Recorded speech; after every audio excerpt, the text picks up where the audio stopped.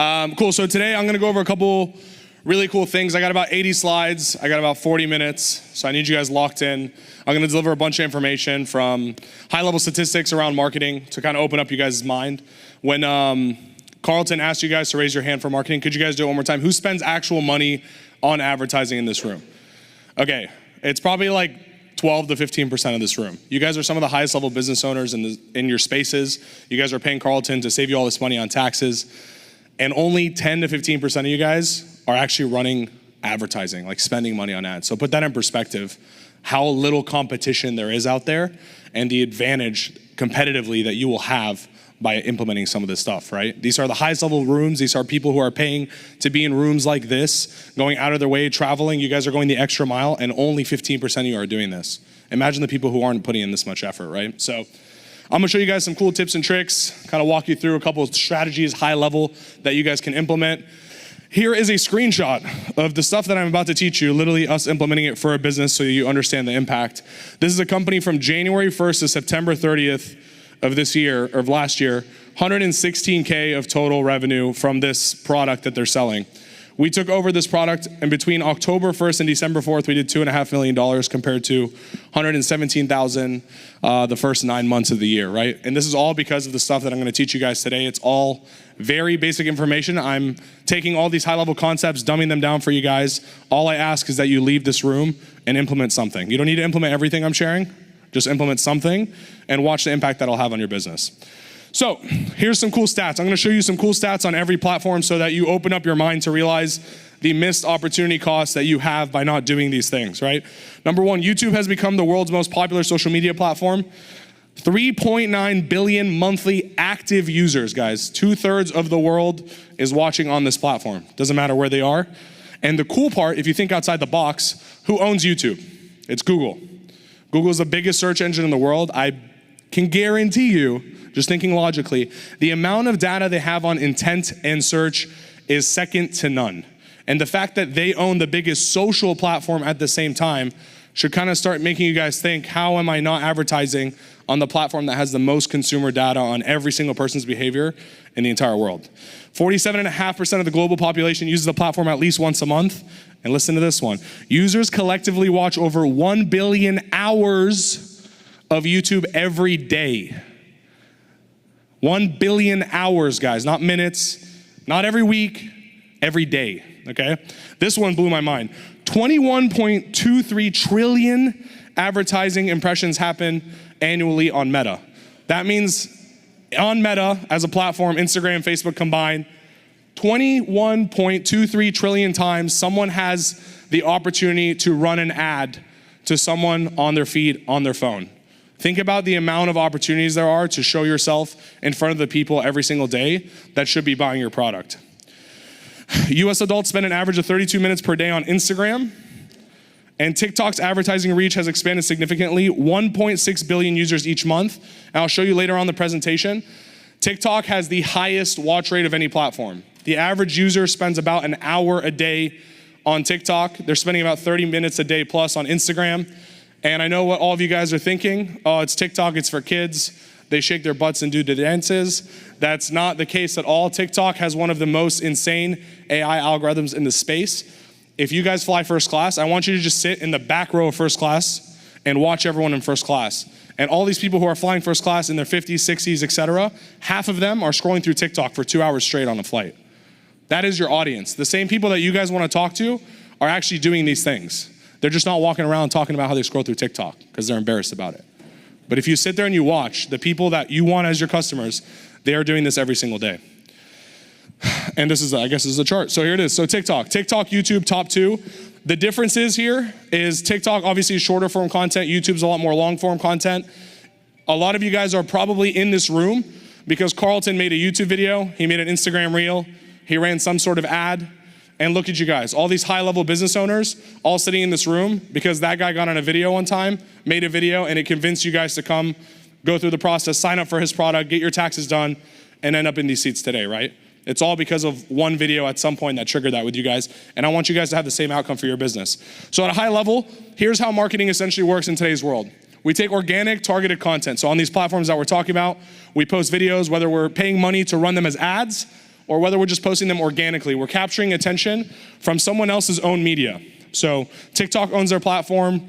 We all saw the huge scare. They banned TikTok for like 24 hours.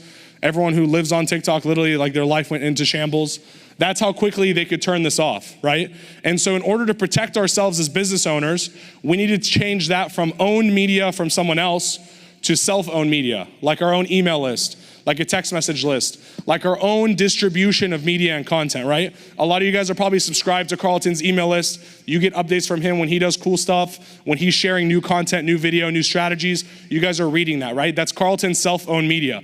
If Facebook, YouTube, TikTok, all these platforms shut off today, Carlton would have hundreds of thousands of people that he's been able to take from own media from someone else to self-owned media by Carlton, therefore protecting his own business.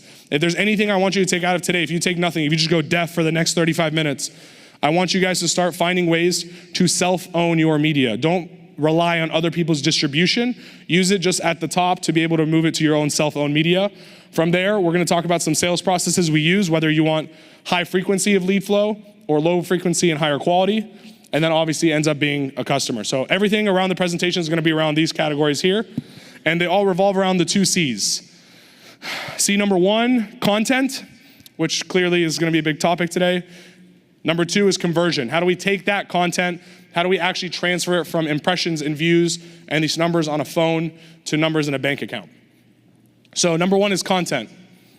All right, so in today's world, okay, if I was giving you guys a speech like 3-4 years ago, I would be telling you everything that matters is audience targeting. You need to find the right pocket of people. You need to spend all your effort trying to target the right person. In today's world, thanks to AI and thanks to these social media platforms and the algorithms and the data they have, you don't even need to think about who you're targeting anymore.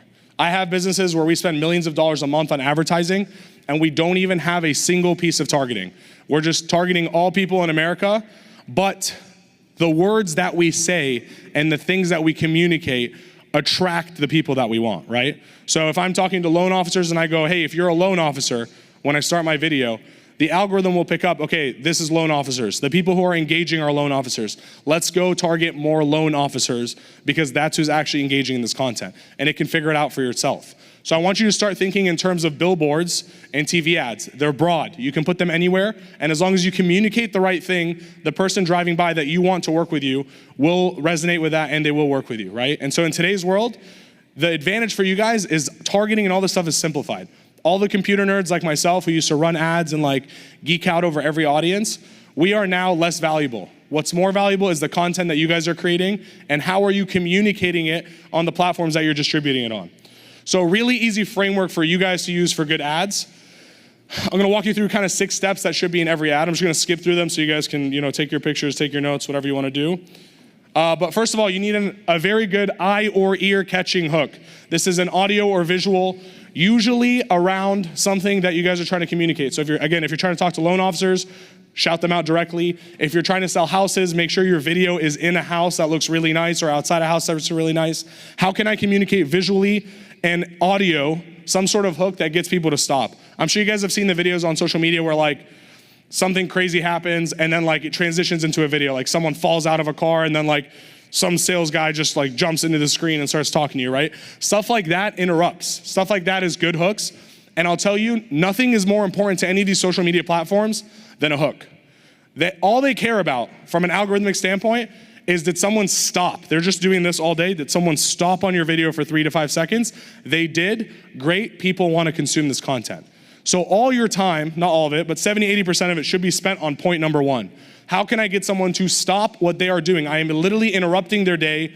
They're sitting on their couch, they're picking at their belly button, and they're just scrolling through these platforms. How can I get them to stop and actually listen to my stuff? Number 2, you need to identify the problem or pain point. So in Carlton's case, I'm sure right away he's talking about taxes. Taxes are the biggest problem. You work the first 4 or 5 months out of the year. All this time that you've been working the first 4 or 5 months out of the year are all going to the government. You need to avoid that. That's a huge problem. Boom, all of a sudden the person watching now feels like, okay, there's a massive problem and a need in their life to solve it. Then he can go start talking about his product benefits, his product demonstration, and showing how his thing that he's teaching on or servicing to the people is the solution to their problem that they now feel so fiery and built up about. And then number 5, social proof and validation. We've worked with companies like XYZ Look at John, look how we saved John 45% on his tax return compared to the year before, et cetera, et cetera. Show people trust. In today's world, trust is at a minimum, okay? Everyone's starting a new online scam company. Meme coins are getting rug pulled left and right. The president of Argentina is promoting coins that absolutely got rug pulled by the entire world, and it's an absolute disaster, right? Everyone's trust is low. And so we need to show them social proof. We need to show them some validation from people like them in order to gain that trust. And the last but not least, call to action. If you guys don't actually tell someone, click below and book a call, click below and fill out an application, click below and watch the free training, they won't do it. Their job in their head is to keep scrolling. You need to bend them out of the framework that they're in of scrolling to getting an actual click and moving them to your website, to your application, to whatever it is that you use in order to process people into your sales. So the way I do this, the easiest way possible is called content blocking. So I look at every video in 3 ways. The hook, which I kind of explained to you guys. The core is the middle, so pretty much all the points that I went over, product benefits, problems, things like that, that's the entire core area. And then the close, which is the call to action at the end. And so if you fragment videos into these 3 things, instead of just sitting here and like thinking, let me film one long video, what you can start doing is fragmenting them into multiple combinations. So what I do to make your lives easier, instead of sitting here and like trying to bang out a really good 60-second video, because guys, I've been shooting content for 5 years, and when I want to shoot a 60-second video one take, it still takes me like 3 to 5 takes sometimes. I'm like, oh, I didn't like that, I shouldn't have said that, that was dumb, blah, blah, blah, blah. And what you'll catch yourself doing is it becomes so difficult to do it correctly in one take that you just kind of give up. You're like, this is too hard, I got better things to worry about, let me go focus somewhere else. And then you guys end up in the same situation, which is not doing this stuff. So I've fragmented out. I go hooks. I'm like, okay, let's start thinking of 6 different concepts that'll stop people and get their attention, okay? I'm gonna say this, or I'm gonna do this, or whatever it is, right? I come up with 6 of them. Then the core, which is the problems, the solutions, etc. I'm gonna come up with basically 1 with a couple core variations. Like I might kind of change what the problem is. The problem might not be presented as their first 4 or 5 years, or first 5 months out of the year go to the IRS. It might be something else. It might be about at the end of the year, affordability or being able to write off. I might play the opportunity as opposed to the fear, whatever it is, right? I'm mixing up different angles that I'm talking to the consumer. And then the close could be click below to, apply. It could be click below to learn more. Basic changes like that. And the cool part is because I'm able to film in pieces, which you guys will realize is much easier. You're filming like 5 to 10 seconds at a time. What happens is if I combine the outcome of all these pieces, 6 hooks, 3 cores, and 3 closes, I have 54 different unique video concepts, okay? If you went to pay an agency or anyone to come and create 54 unique video concepts for you, you would pay a boatload of money, probably like 30 to 50 grand. You could do this all on your phone yourself. Sit down, ChatGPT, literally give me 6 hooks that could get people's attention on Instagram that would stand out in taxes. And watch how it starts printing different ideas for you. Your brain will start going, and you can literally just pick up your phone and start filming these things and start generating actual business from these social media platforms. So a couple ideas for hooks, since they're so important. There's audio hooks and there's visual hooks. Okay, we're gonna look at both right now, give you guys some ideas. So number 1 for audio hooks, here's a couple really easy ideas for you guys. These are super basic. You can even just take these, plug them into ChatGPT and be like, give me like 20 more variations of something like this. But very easy stuff. You need to basically call people out with a question. Do you have trouble, writing off your taxes? Do you pay too much in taxes to the government and are you tired of it? Are you tired of paying too much in taxes to the government and can't figure out how to beat the IRS, right? These are very easy questions that you ask people that if someone is scrolling and they watch that for 1 second and it resonates with them, now they're locked for the rest of the video. They're like, yes, I do pay too much in taxes. I fucking hate it. And I will listen to the next 45 seconds to figure out how to stop that, right? And so very easy hooks like that. Can be just calling them out directly, like car owners of Miami, Florida, right? Whatever it is, right? The more direct you are, just understand we are in a world where an AI algorithm will scan through every word that you're saying, everything that you're showing, and in seconds will know exactly who needs to see it. We'll show it to those people, and if they engage in return, it will check a box and say, great, we're correct. This is gonna go to car owners in Miami. We're gonna find every car owner in Miami and we're gonna show them this video because they engage until they stop engaging, right? And so it's on easy mode more than ever in today's world, right? Visual, couple ideas here. You can like slide into the video. You can turn the video from the ground up to yourself. You could zoom in and out to start the video. Very, very basic things that you can do visually that will get people to stop, because almost every video on social media today looks the same. You're scrolling, they're standing in front of a camera with a microphone and they're talking to you. And you scroll to the next one, it's a guy in front of a microphone talking to you. And you scroll to the next one, it's a guy in front of a different microphone and he's talking to you. And so just a little change of camera play when you guys are starting a video is very easy. You don't even need to do this when you're filming. An editor can do this for you in like seconds, right? And so start thinking outside the box on the visual, on the audio hooks to be able to get people's attention. Does this make sense? Like 4 people make sense? Does this make sense? All right, cool, thank you. All right, cool, so little overview on the platforms as a whole. I want you guys to understand because all of your businesses are different, okay? These are kind of the main platforms that we're running ads on as a whole, so I just want to kind of break them down for you each. As you can tell, first column is organic, so this is like you just posting a video online. Is there a chance that this video is gonna get like immense reach? And on the platforms with the green checks, pretty much all of them except Snapchat, we are in a world today where you could start a brand new account on TikTok, Facebook, Instagram, YouTube, post a video today, bless you, post a video today and literally get 1 million views on that video. First account, first video, algorithm loves it, people love it, you have 1 million views, okay? 5 years ago, 6 years ago, if you have nothing, you are getting 10 views at max, good luck. Have fun, spend your money on advertising, you're not gonna get anywhere. We are on easy mode in today's world. You can literally make new accounts and get millions of views right away on all these platforms. Second column is paid, okay? Is there opportunity to spend actual money on sponsored ads on these platforms and make money? Snapchat, very difficult. Facebook, Instagram, very good. Google, YouTube, very good. TikTok, very good as well. If you guys, are in touch with Carlton's business, you'll see he runs a ton of ads on especially Meta, Facebook and Instagram, and Google. Do you even do TikTok, Carlton? Carlton, do you do TikTok or no? Like ads? No TikTok ads, but we have a TikTok account. We run Google ads and Facebook ads. Okay, cool. So huge missed opportunity for Carlton, honestly, because again, a lot of these high net worth people are on TikTok. We have accounts on TikTok that are spending $1 million a month on TikTok and making $3 to $4 million from the $1 million a month because no one in their space is competing on TikTok advertising because they think what everyone else thinks. Oh, it's a bunch of kids shaking their butts. No one actually has money on TikTok, and so I'm not gonna run my marketing there. That's stupid. But again, back to the algorithms, back to the targeting, you can target those high net worth individuals on those platforms. Just understand the rest of the world is oblivious to it, and so it's actually a massive competitive advantage. And then the third one is intent. So what kind of marketing is this? And this is where you really need to think for your own businesses, which one's gonna work the best. So when I say push, that means we're interrupting advertising. So they are doing something else, and then we're popping up, hey, what's up? I got a business, you wanna work with us, right? That's called push. Pull is like Google. Oh my gosh, I just got in a car accident.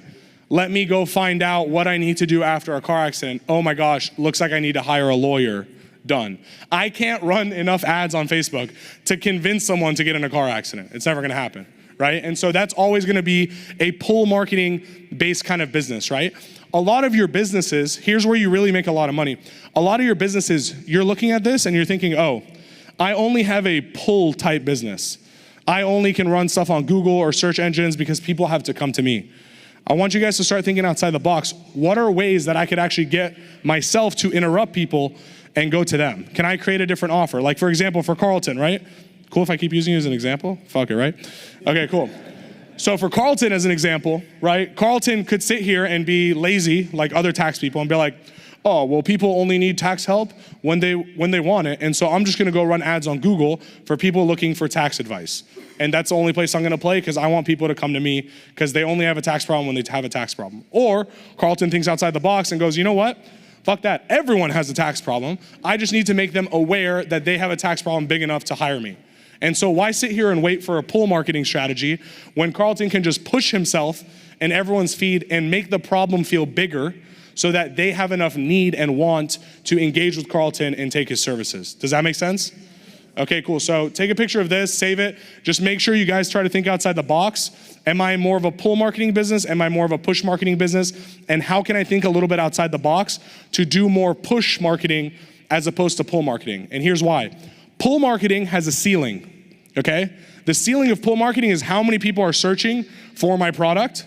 That is the entire market. So if there's 1 million people a year searching for your product, everyone in your entire space that's bidding on Google Ads only has 1 million people a year they can target. That's the whole market. So if you can get 5% of that, you can get 10% of that, 20%, but you're gonna pay the price for it. On push marketing, I'm practically infinite. You just saw 21 trillion impressions on Meta. You just saw 3 billion people on each of these social platforms. That is my ceiling. I have no ceiling. It's basically how much money can I afford to spend to get there. And I'm gonna show you some ways that you can kind of change your business a little bit to be able to afford to spend more money on marketing. Cool. Does anyone know what CPM is in this crowd? Cost per, you're close, cost per impression. Cost per 1,000 impressions. Okay, great. So CPM, the reason I wanna put this up here, guys, is because in any form of advertising you do, this is the core metric that you're measuring to understand how expensive the audience you're targeting is. So if you go to run radio ads, podcast ads, television ads, billboard ads, every kind of advertising is judged around a CPM. You'll notice a dollar amount for CPM. This is how much it costs me in dollars to reach 1,000 people as an impression, okay? The more expensive it is, usually the higher level audience it is. So I'll give you context. If I wanna run ads online to all of America, every gender, every age, everyone in America, 350 million people, whatever, my CPMs might be $5. If I wanna run ads to the top 10% of zip codes in America, only males between the age of 35 and 50 that are married, that's such a tighter audience, I might be paying $60 per 1,000 impressions as opposed to 6, okay? And so even outside of social media marketing and all this stuff, I want you guys to understand as business owners, this is the metric we're using to judge all advertising. When you go to try to get radio spots, they're gonna tell you CPM this amount. And you're gonna start comparing CPMs on different platforms and judging as a business owner, am I willing to pay twice as much for this radio ad as I am for this targeted Instagram ad that I can for sure target the people that I want? Probably not, right? And so you need to start thinking outside the box for these things like CPMs. Even for me, I have this marketing company, but quite frankly, it's really like a PE firm. We take all our cash, we start buying other businesses. One of our businesses is a restaurant chain. So we have like a fast food restaurant chain concept in Atlanta. And everything we do is judged on CPMs. In the restaurant space, influencers are huge. And so I go get the biggest influencers, I get them to come to my restaurant, they post, and then immediately what is my team doing? After a week, they take how many views that influencer got, how much did we pay them, what is our CPM? Oh, it costs us $46 CPM for this influencer, but this influencer is costing us $12 CPM. That's a 4X gap cheaper. Let's get this guy on a retainer deal. Let's get this guy for cheaper since we're getting them for so much less already. If we get more, we might get $6 CPM out of the same person because he's posting more for less.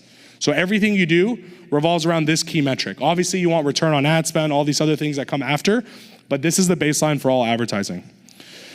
So again, example of CPM $60, you get 100,000 views, that's $6,000 of advertising.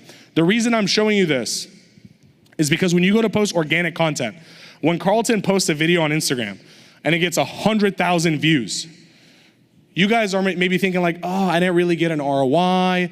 I pay for my editing team. Oh, they cost me $5,000 a month. It's such a headache. We're not getting anything. But that one video at 100,000 views is $6,000 worth of paid advertising that you just got from the organic views that you made based on the cost of 1,000 impressions. Does that make sense? And so I'm looking at the end of the month, I'm looking, oh, we did 30 million views as a company. Let me reverse engineer that. How many dollars of advertising would it have taken me to get 30 million views as a business, right? And so you need to start thinking this stuff actually translates into money. You're saving money on paid advertising by doing a lot of these organic strategies. Who here spends actual dollars on YouTube? Not like post videos, spends money on ads. Raise your hand. Not a single, you? Yeah? Okay, you don't really count. Yeah, you do marketing.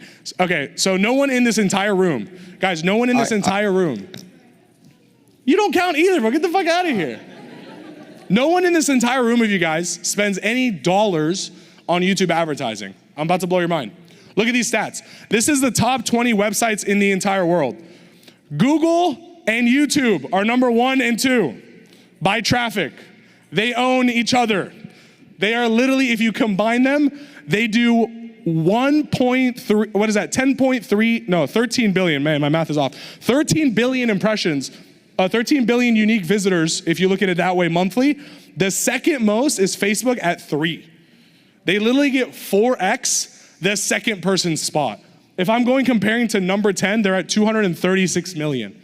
It's nothing compared to 13 billion. That's how much data these guys have on us.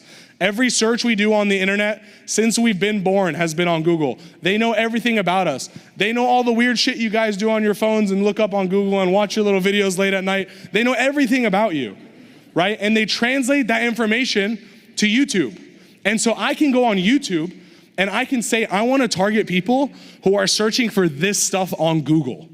And then because they own each other, I can only run ads on Facebook, on YouTube, to people who are searching for my keywords on Google. If I'm a car accident lawyer, I can, while all the other lawyers are paying $300, $400 a click for motor vehicle accident keywords, I've been an accident lawyer, whatever, I can go for pennies on the dollar, go to YouTube and just be like, target those same people. And for 3 weeks after they search any keyword around car accidents, my shit's gonna show up on their television, on their iPad, when their kids watch a video, when they watch a video, when they're on their phone watching a tutorial. Every time they're using anything on YouTube, nowadays, a lot of people use YouTube on their television. I'm getting pennies on the dollar for the same keywords that these guys are spending their life savings on and trying to make sure they're being profitable on, right? So there's a lot of ways that you can use these platforms. Hopefully you guys kind of, start thinking, oh man, the opportunity is bigger than I thought, right? Not a single person in this room is doing that. If 5 of you go out here and start running ads on YouTube and actually care and give it a few shots instead of just the first try, you will make millions of dollars more a year because no one in this room is even trying to compete with you, right? So a couple cool things. Hard pills to swallow or easy pills to swallow, kind of depending on how you look at it. But images actually outperform videos 42% of the time for direct conversions. So I run a lot of ads to things like Carlton does, like free trainings or online challenges and things like that. Surprisingly, from a cost per lead standpoint and a return on ad spend standpoint, image ads do really well, and I think it's just because people can consume them so quickly and understand, right? But it comes with an opportunity cost, in my opinion. So number one is you can't retarget people with pictures. So in marketing, you can, on any of these platforms, guys, all the videos that you post, you could in 2 clicks say, let me target everyone that's ever watched one of my videos. And then now when someone watches one of your videos organically, your ads just start happening to show up. You guys ever see that? You go to a website or you watch a video and then all of a sudden your entire feed is littered with the same products that you were just looking at, right? You can do that because they do video targeting, right? You can't retarget that on ads. Number 2, brand recall is lower. If someone like Carlton only ever posted images with words, a lot of you guys wouldn't be in this room.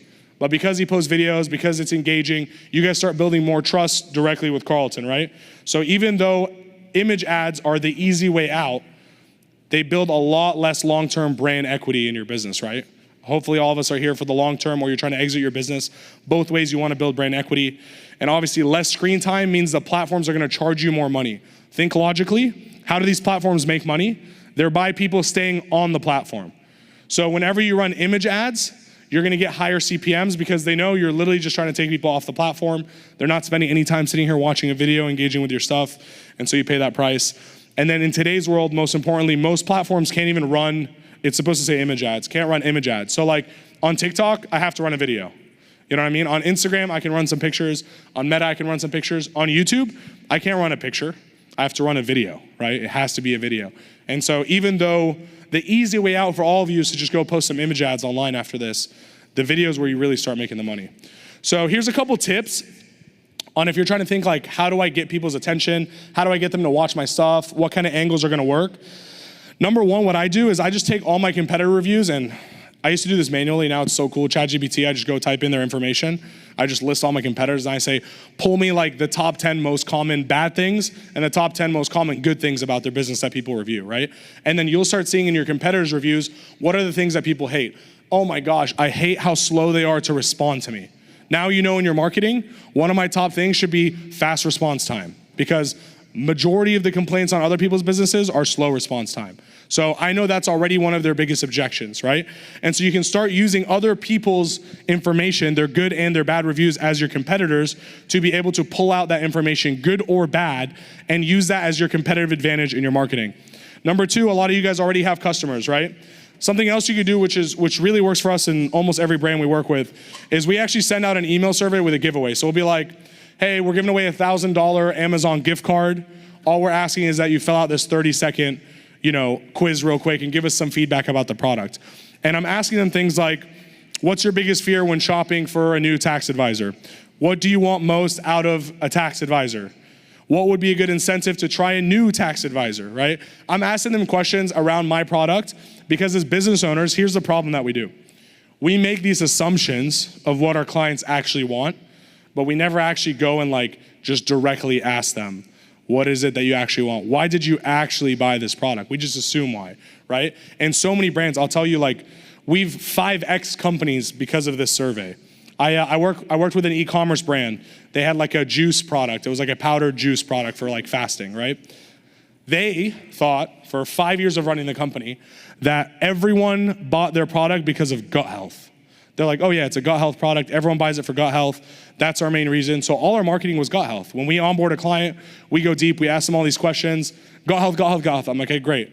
So we worked on gut health for 3 months. Oh, we're the best gut health product or whatever. We grew 10%, 20%. I was like, something's wrong. The marketing's not clicking. Let's run this survey. We surveyed 100,000 people. A few thousand answered to enter the giveaway. And 67% of people said they bought the product for weight loss. We changed our entire marketing play to talk about weight loss instead of gut health. The company 4x in the next 6 months. That's all it took. It was because we listened to our active customers that were buying the product over and over again. Why did you in the first place, and why do you still do so ongoing? And that'll give you information that you don't even realize that they're thinking because you're sitting in the seat of the business owner.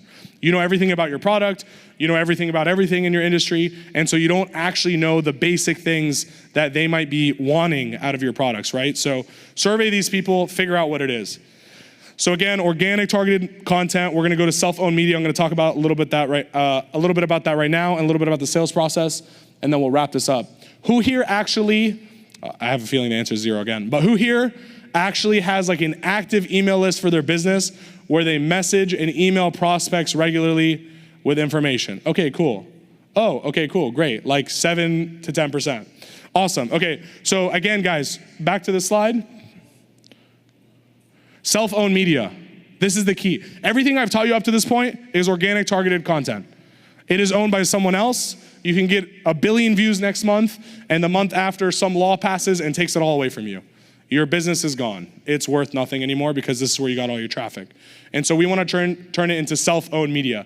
So a couple things. Once you turn people into actual leads, so you're going to do this through asking them to opt in to receive something for free. Carlton does a great job of this. Attend my free training. I'm gonna teach you some stuff. Download this free PDF. It's gonna teach you the top 5 ways to save on taxes. You guys can figure out all these different ways that you can just get people to exchange their information with you.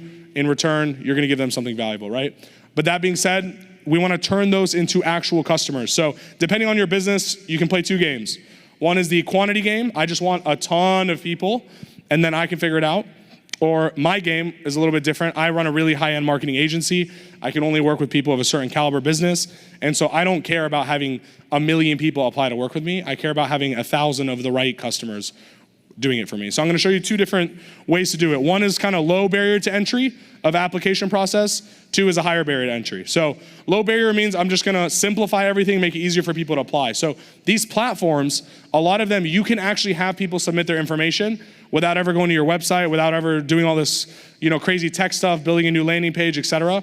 On all these platforms, there's something called lead forms. So there's lead forms on Facebook, there's lead forms on TikTok, there's lead forms on Google, where you can literally run an ad, people click a button, and it auto-populates all their information. So you could be like, hey, click below and I'll send you my free 5 steps to, hacking your travel points, right?